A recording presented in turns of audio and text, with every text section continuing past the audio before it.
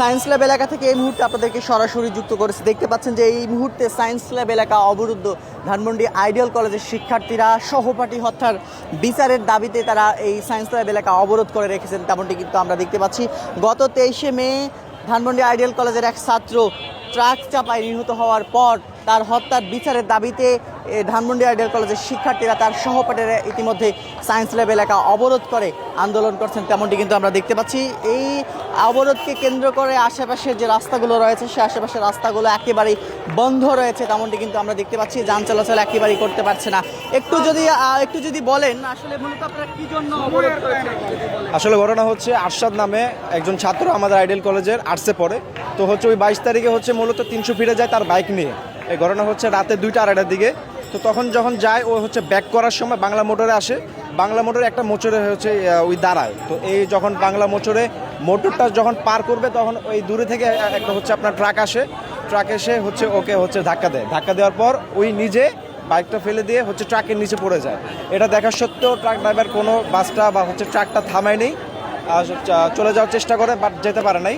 সামনে যখন police officer ছিল, তো পুলিশ অফিসার দেখার পর ট্রাক ড্রাইভারকে থামানোর পর যে অপরাধী তাকে হচ্ছে রিমান্ডে নেয়। রিমান্ডে নেওয়ার পর 3 দিনের মধ্যে সে জামিন পেয়ে যায়। বাট কেউ জানে না হচ্ছে যাকে মারা হয়েছে তার আব্বা আম্মা বলেন বা হচ্ছে পুলিশ বলেন, কেউ জানে না, তবু সে জামিন পেয়ে গেছে। এখন জামিনটা কেন পাইছে, কী কারণে পাইছে, এখন এটা হচ্ছে আমরা হচ্ছে সলিউশন করার জন্য আমরা আবার রাজপথে নামলাম। এটা হচ্ছে মূল কারণ। আসামি জামিন পেয়ে গেছে কোনো কারণ ছাড়ে, কেউ জানে না। হ্যাঁ, বাইক থানায় আছে না। দর্শক, যেমনটি শুনছিলেন যে 300 ফিট এলাকায় ঘুরতে গিয়ে রাত 3টার দিকে বাংলা মোটর মোচড়ে যখন তার সহপাঠীরা আসে, যখন সে বাংলা মোটর এলাকায় আসে তখন ট্রাক চাপায় সে নিহত হয়। মূলত ট্রাকের যে ড্রাইভার রয়েছে সে ট্রাকের ড্রাইভারের সঙ্গে একটা সময় কথা কাটাকাটি হয়। সে কথা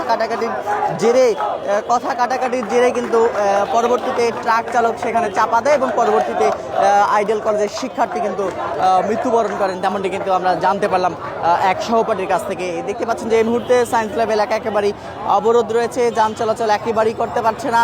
পুরো এলাকায় কিন্তু একেবারে যানজট লেগে রয়েছে, তেমনটি কিন্তু আমরা দেখতে পাচ্ছি। এবং এখানে কিন্তু আইডিয়াল কলেজের শিক্ষার্থীরা এসেছেন, আইন শৃঙ্খলা রক্ষাকারী বাহিনীর সদস্যরা, পুলিশ সদস্যরা এখানে রয়েছে। তারাও তাদেরকে বুঝিয়ে এখান থেকে রাস্তা ছেড়ে দেবার কথা বলছে। তবে এখন পর্যন্ত আইডিয়াল কলেজের শিক্ষার্থীরা তাদের সহপাঠী হত্যার বিচারের দাবিতে এখনও তারা অনড় রয়েছেন, এখনও তারা রাস্তা ছেড়ে দিচ্ছেন না, তেমনটি কিন্তু আমরা দেখতে পাচ্ছি।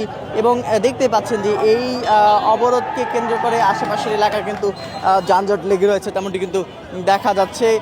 এখন পর্যন্ত সায়েন্স ল্যাব এলাকা কিন্তু তারা ছেড়ে দেননি, তেমনটি কিন্তু আমরা দেখতে পাচ্ছি। আইন শৃঙ্খলা রক্ষাকারী বাহিনী যদিও তাদেরকে বুঝিয়ে এখান থেকে সরিয়ে যাবার চেষ্টা করছেন, তেমনটি কিন্তু আমরা দেখতে পাচ্ছি। তো এই ছিল এখন পর্যন্ত সায়েন্স ল্যাব এলাকা থেকে সায়েন্স ল্যাব এলাকার অবরোধের সর্বশেষ পরিস্থিতি।